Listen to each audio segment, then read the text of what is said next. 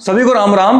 अभी हाल ही में किया कैरेंस से रिलेटेड एक न्यूज मिली है कि ग्लोबल एनसीएपी ने इस गाड़ी का क्रैश टेस्ट किया है और उसकी सेफ्टी रेटिंग्स बाहर आ गई हैं। जब से कैरेंस लॉन्च हुई थी तब से मुझे काफी इंतजार था इस गाड़ी के क्रैश टेस्ट का। उसके पीछे की वजह यह थी कि इस गाड़ी में पेट भर के सेफ्टी फीचर्स दिए जाते हैं, वो भी स्टैंडर्ड। बेस वेरिएंट से ही आपको टॉप वेरिएंट वाले सेफ्टी फीचर्स मिलना शुरू हो जाते हैं।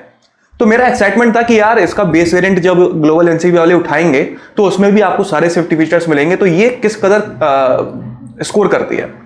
तो फाइनली इसका क्रैश टेस्ट हुआ है और कैरेंस ने एवरेज स्कोर किया है 3 out of 5 stars. Adult occupants के लिए इसने 9.3 आउट ऑफ 17 पॉइंट्स स्कोर किए हैं और चाइल्ड ऑक्यूपेंट्स के लिए 30.99 आउट ऑफ 49 पॉइंट्स स्कोर किए हैं। बॉडी शेल इंटीग्रिटी इस गाड़ी की अनस्टेबल पाई गई है।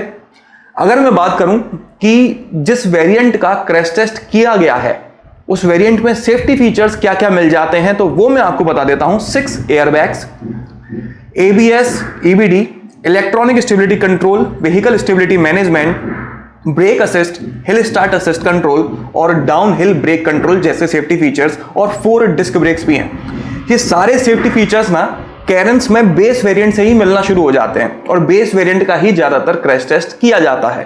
तो ये सेफ्टी फीचर्स उस वेरिएंट में थे जिसका क्रैश टेस्ट किया गया है। उसके बावजूद भी कैरेंस ने 3 out of 5 stars he score किया है। अगर मैं रिसेंटली कुछ गाड़ियों का क्रैश टेस्ट किया गया है उनको उठाकर देखूं तो जिन गाड़ियों ने 3 स्टार्स स्कोर किए हैं, जैसे कि i20 है, क्रेटा है, सेल्टोस है, अर्टिगा है, इन चारों गाड़ियों में ABS, डुअल एयरबैग्स और EBD ये 3 सेफ्टी फीचर्स थे जिनके बलबूते पे इन तीनों गाड़ियों ने 3 स्टार्स स्कोर कर लिए। कैरेंस में तो टॉप लेवल वाले सेफ्टी फीचर्स थे बॉस, उसके बावजूद भी ये 3 स्टार्स ही स्कोर क्यों कर रही है। यहां से कुछ एक आध दो क्वेश्चन दिमाग में उठना शुरू होते हैं कि क्या हम इस क्रैश टेस्ट से ये मतलब निकालें कि बिल्ड क्वालिटी ही सब कुछ है या सेफ्टी फीचर्स का कोई खास रोल नहीं होता। खैर इसमें कोई डाउट नहीं है कि सेफ्टी फीचर्स अपने आप में बहुत जरूरी रोल प्ले करते हैं जब एक्सीडेंट होता है, लेकिन बिल्ड क्वालिटी का भी बहुत खास रोल रहता है। इस क्रैश टेस्ट से समझ में तो यही आता है। चाहे मैं नेक्सॉन की बात करूं, अल्ट्रोस की बात करूं या XUV700 की, XUV300 की या उन सभी गाड़ियों की जिन्होंने 4 या फिर 5 स्टार्स स्कोर किया है, इन सभी गाड़ियों में ABS, डुअल एयरबैग्स और EBD सिर्फ ये 3 फीचर्स थे। उसके बावजूद इन गाड़ियों ने 5 आउट ऑफ 5 स्टार्स स्कोर किए, जबकि कैरेंस जिसमें 6 एयरबैग्स और दुनिया भर के फीचर्स हैं उसने 3 आउट ऑफ 5 स्टार्स स्कोर किए। ये डिफरेंस क्यों? क्या बिल्ड क्वालिटी कमजोर होने की वजह से, थोड़ी वीक होने की वजह से इतना डिफरेंस आ सकता है? यह मानना क्या सही होगा या गलत, ये कमेंट कर आप लोग मुझे जरूर बताइएगा कि फीचर्स और बिल्ड क्वालिटी का कॉम्बिनेशन ही परफेक्ट होता है या फिर सिर्फ सेफ्टी फीचर्स लगा दिए जाएं किसी भी गाड़ी में और ये मान लिया जाए कि ये तो सेफ है।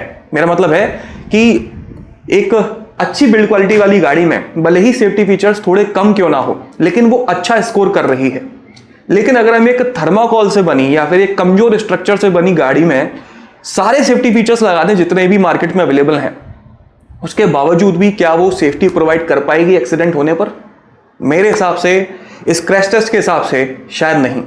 कमेंट कर आप लोग भी बताइएगा आप क्या सोचते हैं इस डिफरेंस के बारे में कि ये ऐसा डिफरेंस क्यों हुआ।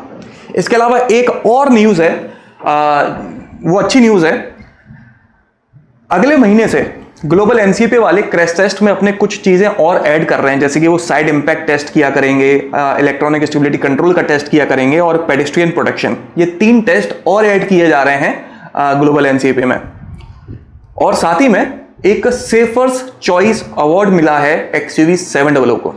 XUV700 उन कुछ गाड़ियों में से एक है जो सबसे ज्यादा सेफ्टी प्रोवाइड करती है अपने अंदर बैठे हुए पैसेंजर्स को। इस वजह से इस गाड़ी को सेफर्स चॉइस अवार्ड दिया गया है और इस टेस्ट को करने के लिए महिंद्रा ने खुद अपने आप से गाड़ी दी थी ग्लोबल एनसीएपी को, ऐसा भी यहां पर जानकारी दी गई है।